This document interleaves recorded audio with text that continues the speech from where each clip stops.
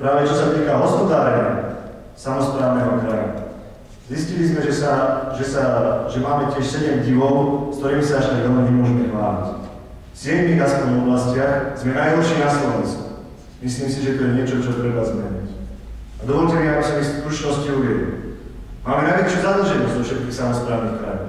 A to nie len v absolútnom objeme finančných prostriedkov, ktorý úrad natiahol nám ako dlhy.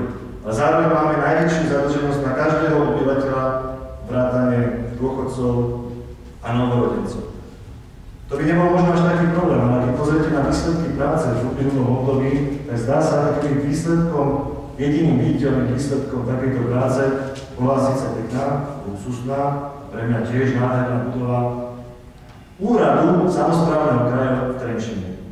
Za takmer 0,5 miliardy korún, plus ešte nejaká pokuta, ktorá hrozí ešte stále od úradu pre verejné obstarávanie za 15 miliónov korún.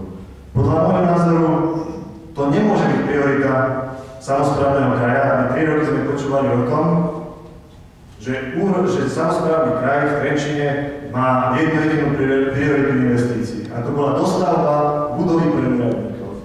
Keď chodíme teraz po kraji a prešli sme ho od juhu po sever a do západu, všade, kde sme boli, tak veľmi dobre vidíme, že aké by mali byť priority tohto kraja. Keď chodíme po zlých cestách, keď prídeme do nemocnic, kde sú buď investičné projekty zamrznuté, zastavené alebo vôbec nenaštartované, keď prídeme do domov sociálnych služieb, ktoré nie sú riadne vybavené alebo zateplené. A tu sa môže dostávať ďalšiemu takému škaredému alebo čiernemu bodu, kde máme prvenstvo na celom Slovensku.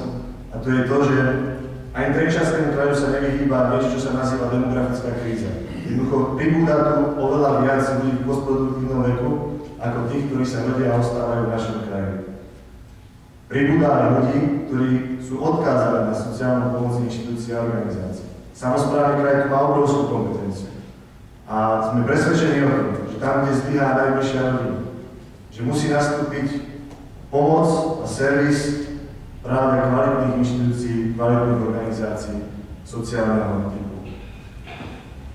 Keď sme prepočítali, koľko miest v domov sociálnych služieb na počet obyvateľov v dôchodkovom veku v našom kraji, tak, a porovnali sme to s inými krajmi, zistili sme, že takýchto miest v Trenčianskom samosprávnom kraji je najmenej.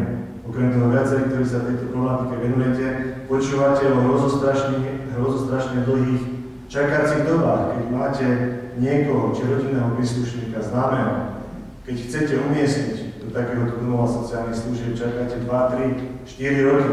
Strašne dlho. Len to treba zmeniť. Musíme to zmeniť, chceme to zmeniť. Rovnako